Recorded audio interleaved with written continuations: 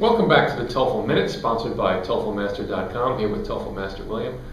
William, when you take the speaking test, one of the questions, say question one, right, could ask a personal opinion or an experience. For example, what's your favorite toy as a child?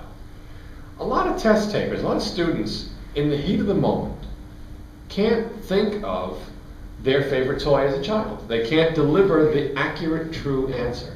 What do you say to students who freeze up and try to answer these questions with their own opinion or personal experience? Amazingly enough, that's a very common problem. It's not just with students who don't speak English. You could go to any United States citizen and ask them a question very quickly, and they'll freeze up too. They don't know what to say. Right? You have 15 seconds to think about what you're going to say and 45 seconds to respond. 15 seconds seems like a long time until you have to think about something. Here's the thing.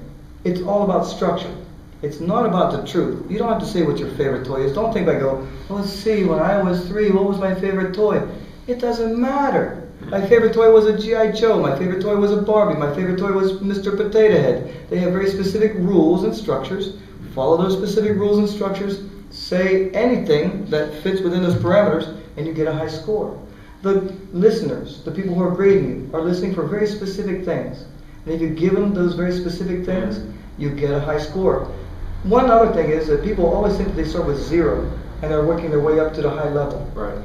That's not true. Everyone starts at a high level.